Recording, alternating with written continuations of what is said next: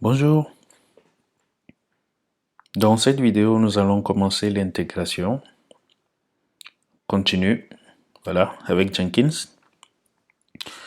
Et pour ce faire,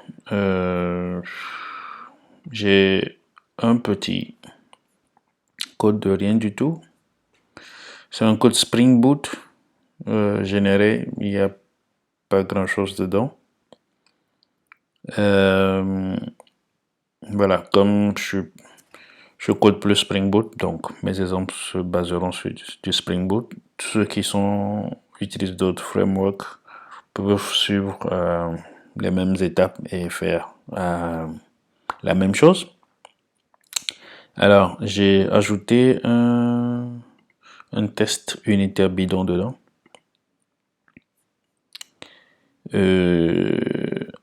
Ici, je dis que 1 plus 1, ben, normalement, c'est pas nul. Et ça doit être égal à 2. Et ici, j'ai fait 1 plus 2, je dis que ça doit être égal à 3. Donc ça veut dire que ce test unitaire doit échouer et celui-là doit passer. Alors, Jenkins, ce qui vous permet de faire, bon, disons, si vous n'avez pas Jenkins et que vous êtes une équipe de développement et que vous travaillez sur ce projet, chaque fois que quelqu'un récupère le code du dépôt, ce qu'il va faire, c'est qu'il va commencer par lancer MVN. Bon, MVN, c'est Maven, c'est l'outil qui permet de packager les choses sur Java. Donc, ce que le développeur est censé faire, il va faire MVN test pour voir si tous les tests unitaires passent. Donc ici, on a quoi? On a celui-là qui a échoué, c'est normal parce que ici, j'ai dit que ça est égal à 2 dans l'assertion, alors que 2 plus 1, ça donne pas 2. Bon, je vais peut-être essayer de modifier ça pour le faire passer.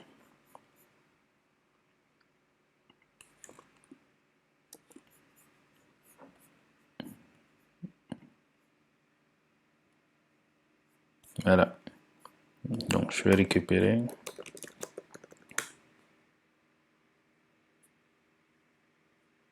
Ok.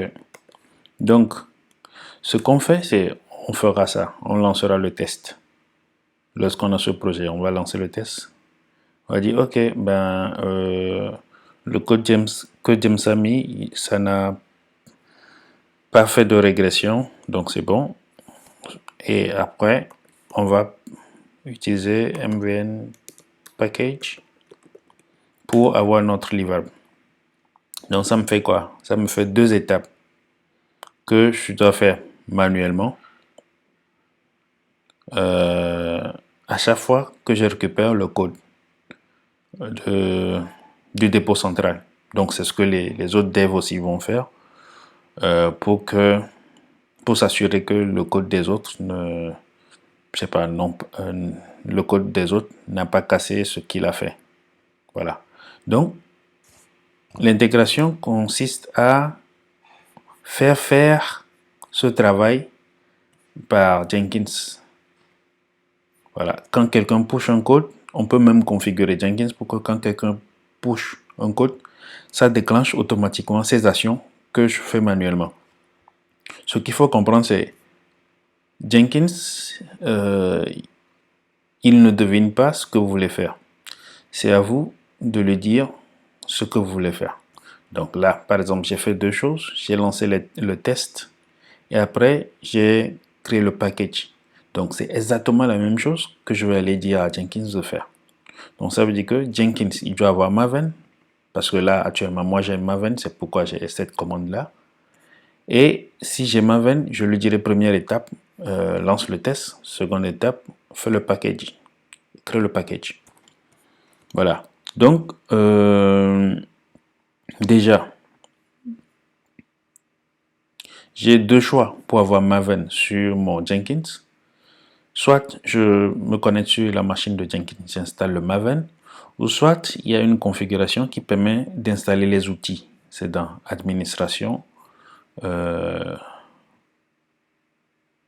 Voilà, configuration globale des outils.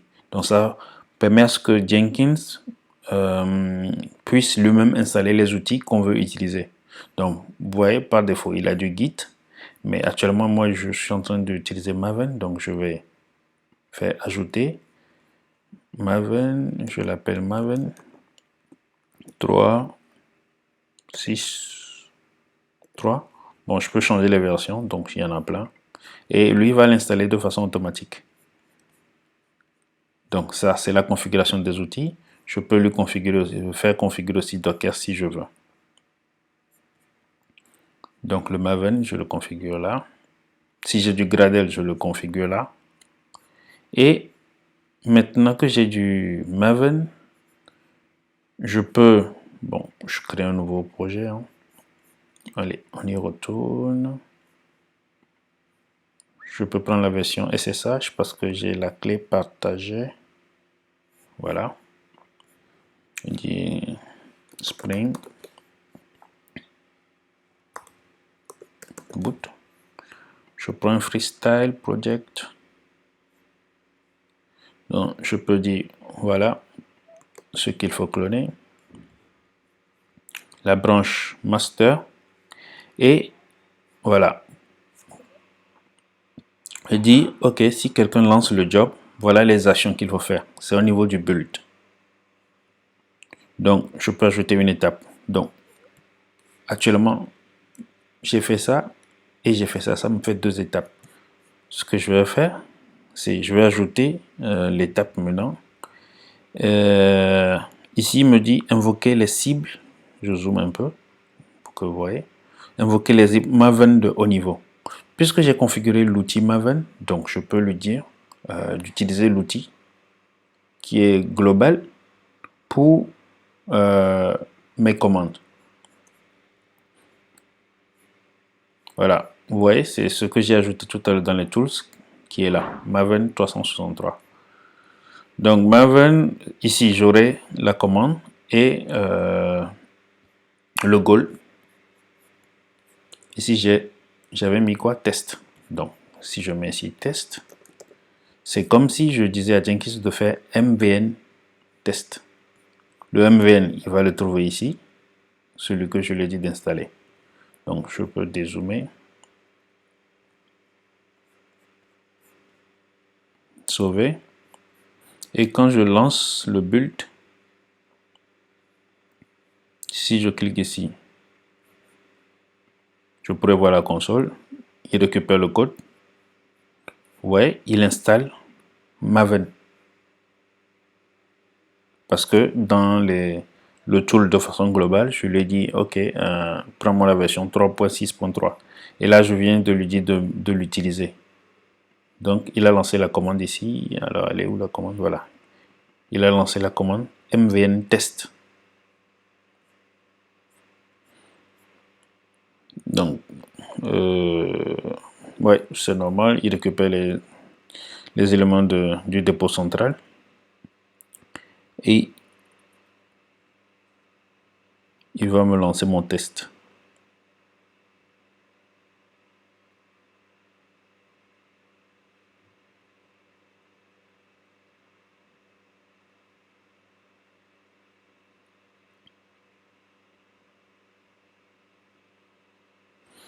Alors, en attendant qu'il finisse, je peux exposer les résultats du test. Parce que quand je fais ça, quand je fais mes 20 tests, normalement, il y a un dossier qui est... Voilà.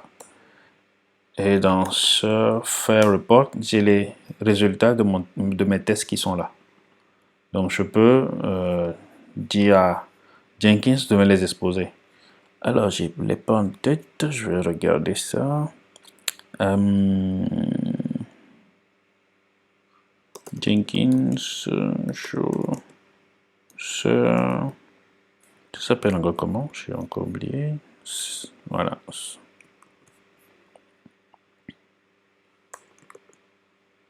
Voilà. Allez, je vais juste copier. Ok, je pense que c'est...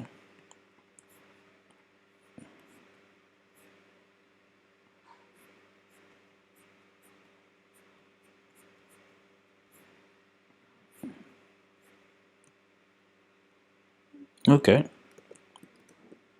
Bon, je peux pas le copier. Bon, c'est pas intéressant. Bon, ls, voilà, c'est là.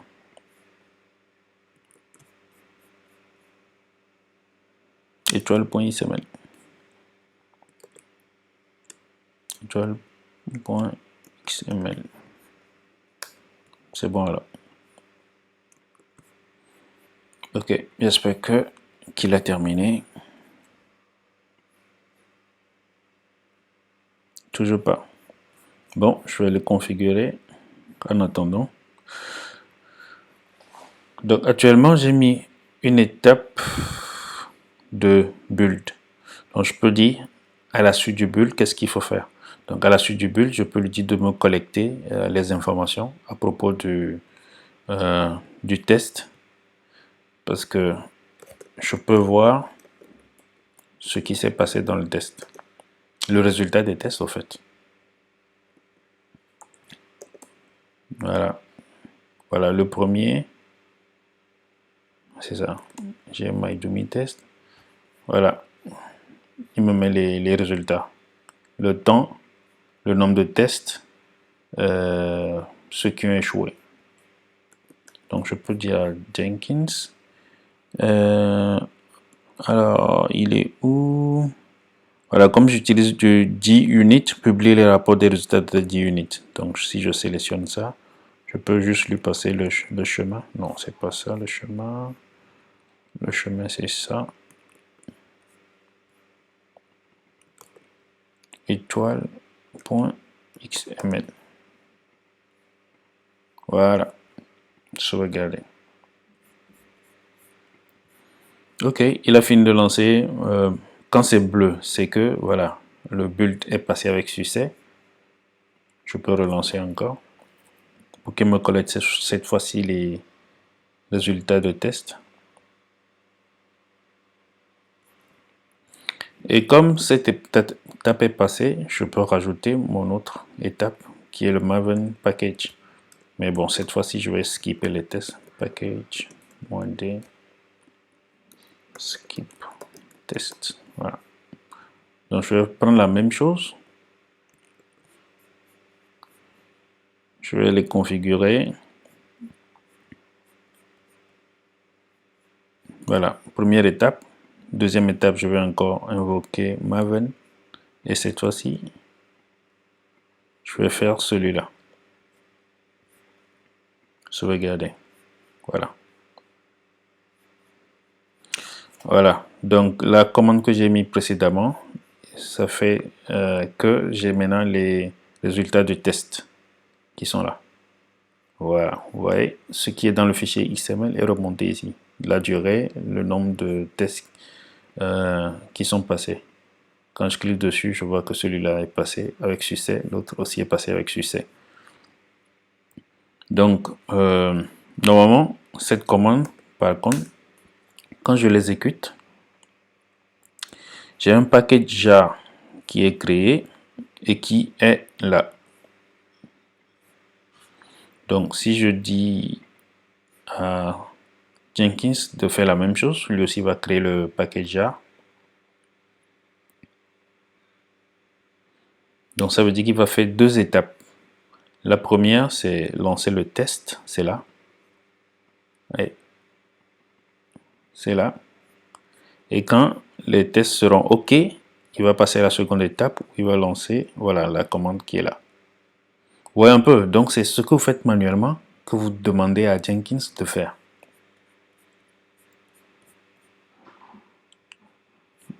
Donc, comme il y aura un livrable, je peux lui dire de l'exposer aussi pour que je puisse récupérer. Supposons que les tests sont concluants et que le package est généré.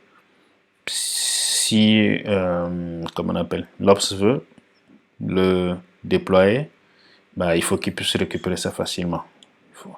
On va pas lui demander d'aller sur le serveur de Jenkins, d'aller dans le répertoire où l'élément a été, comment on appelle,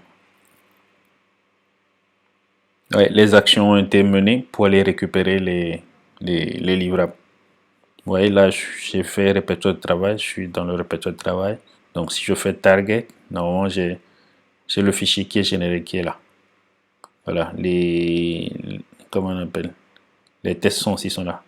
Sont ici, là.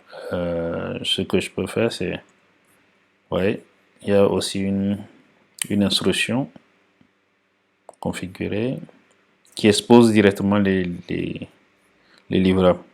Donc, cette fois-ci, alors, c'est laquelle? Voilà, archiver les artefacts. Donc, pour le chemin, c'est toujours ça. Et je vais faire étoile.jar. Voilà.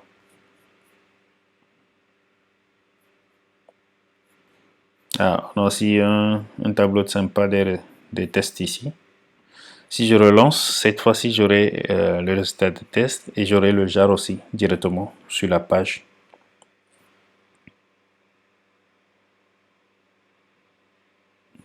Bon, cette fois-ci, ça va aller plus vite parce que je pense que toutes les dépendances ont été récupérées. Je peux voir ce qui se passe. Les tests sont passés, voilà, il a fini. Si je retourne là, ouais, maintenant j'ai mon jar qui est là. Quand je clique dessus, je peux le télécharger. Voilà, je peux le télécharger, enregistrer. Et je peux, comme c'est du Spring Boot, bon, Java, -jar. Donc normalement, je suis dans le download. Je peux faire, voilà. Il est là, -0. Je peux faire comme ça et juste le démarrer. Voilà. Donc j'ai Jenkins qui a lancé mes éléments. Ah, le port 80 déjà utilisé. Oui, Jenkins l'utilise. D'accord. Donc j'ai Jenkins qui a lancé mes éléments. J'ai les résultats de test que je peux consulter ici. J'ai le livrable qui a été généré, qui est là. Je vois si Blue Ocean me permet de voir ça de façon plus sympa. Ouais. Bon, ça on va le parcourir après, je le laisse pour le moment. Alors, je reviens sur ce que j'avais fait tout à l'heure. J'avais rendu le texte concluant. Je veux plutôt, voilà, le faire échouer. Normalement, 2 plus 1 ne font pas, voilà, ne font pas 2. Donc, ça doit échouer. Donc, supposons que j'ai fait une fonctionnalité qui fait que le code que j'ai introduit fait échouer quelque chose.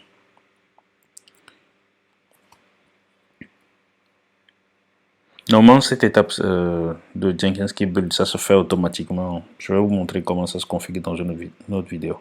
Vous voyez, l'élément échoue directement et tous ceux qui sont configurés sur le projet reçoivent un mail pour dire ah, il y a un élément qui a échoué. Et quand je clique dessus, je vois en même temps qu'il y a l'élément qui a échoué, il est, voilà, il est là. Ils disent tous les tests qui ont échoué. Voilà, j'ai 1 plus 2 is 3. Voilà. Il me dit qu'il y a une régression. C'est ça l'intégration continue. Dès que quelque chose échoue, il faut que vous soyez au courant. Donc c'est, quand vous configurez bien Jenkins, il vous permet, dès qu'il y a quelqu'un qui envoie un commit, de savoir que il y a quelque chose qui a foiré. Et vous corrigez. Donc voilà pour l'intégration. Ce qu'on peut résumer ici, c'est que vous avez une configuration dans Jenkins qui vous permet, dans configuration globale outils, de configurer les outils dont vous avez besoin pour que votre environnement puisse lancer vos éléments. Bon, comme j'ai pris du Spring Boot, j'avais du Maven, donc voilà. Et Les actions que vous demandez à Jenkins de faire, ben, ce sont celles que vous faites de façon manuelle sur votre poste pour valider, lancer les tests et générer les artefacts. Donc c'est la même chose que vous configurez dans votre projet. Donc ici j'ai pris un projet de type freestyle. C'est la vieille méthode, l'ancienne façon de faire. La nouvelle méthode, ce sont les pipelines, surtout les pipelines multibranches comme ça. Qu'importe la branche sur laquelle vous êtes, que le pipeline se lance. Donc, je vais vous montrer comment ça se passe dans les prochaines vidéos. On va reprendre la même chose, mais avec les pipelines, et vous verrez que c'est plus sympa. Voilà, c'est la fin de cette vidéo. N'oubliez pas de vous abonner.